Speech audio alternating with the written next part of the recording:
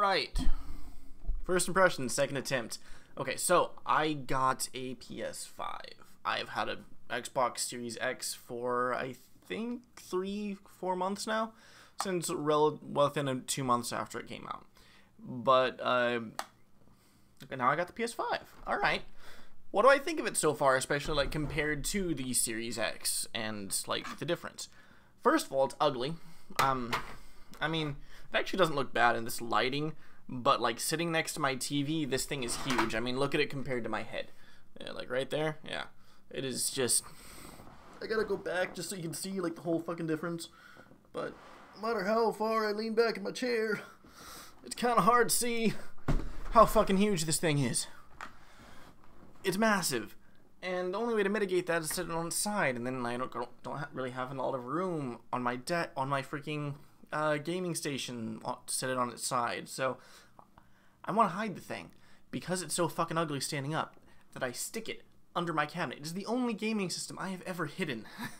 I mean, I've had my dad and stuff would have gaming systems, and I'd be playing them, and they would be hidden. But this is the only one I have ever hidden that I have owned. Every other one's been on the top in display so that it could be seen. Honestly, I think I'm actually gonna replace the wings right here with either black or blue. I'm not sure, but I'll do that eventually because they are actually relatively easy to replace and pop off, pop back on, and stuff like that. Ooh, I should actually get that controller because that's the other thing of a physical nature. So. Controller. Alright. Controller right here is, first of all, I don't like that the buttons are clear, and don't have, the classic colors of the PlayStation, that, which, I mean, I've had a couple that were either just black or something else, but, like, for the base controller, the first controller, to not have those colors that are very iconic of PlayStation is a bit of a disappointment, but it's a minor gripe, and it's just an aesthetic thing. What isn't really an aesthetic thing is the comfortability of this controller. It is a bit too wide, I would say, maybe, would be the thing, compared to the, and I have huge hands, so it's not really necessarily that, it's just, or angular, I guess, would be the best way of describing it.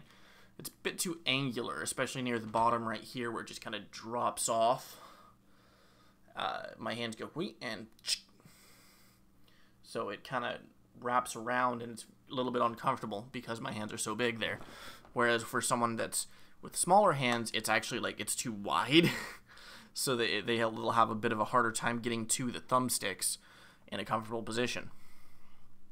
So overall, I think just the design of this controller is not very good. Also, the battery life is a bit atrocious, to be entirely honest. I think I managed to last maybe 4 or 5 hours on this thing at one point. I was just playing.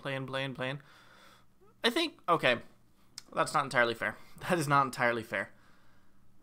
Because I would just turn it on and forget about it for a while, and it doesn't automatically turn off. It did end up wasting more battery than it should have.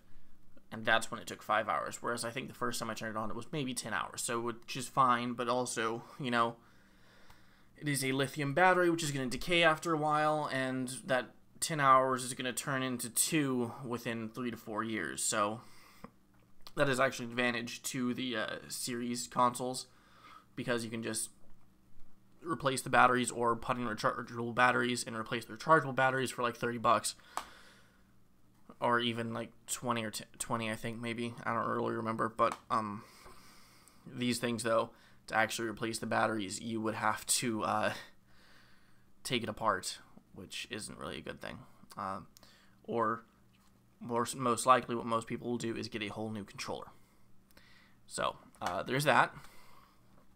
Beyond that, let me see, the triggers, when actually playing with them, the weird, like, the double trigger thing, I don't particularly like. It was an interesting gimmick, I guess, but the one gimmick that it has that I do like is the motion controls, but the only thing that was really used in was Astro's Playroom, and I haven't really seen it used in anything else. Like, if I could play Call of Duty and just turn motion controls on, I would be a very happy camper, I'll be entirely honest.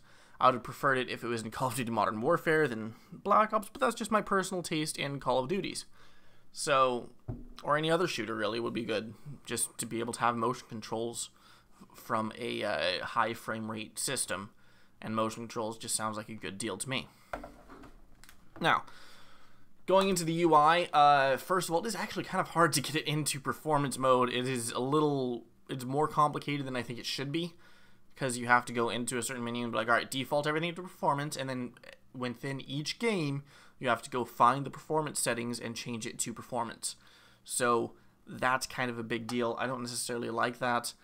And then just the first UI experience itself, when it just first pops up, it is very foreign. It is very different from the PlayStation 4 in a lot of respects, and I don't necessarily think it's a bad thing, but it's not great either. I like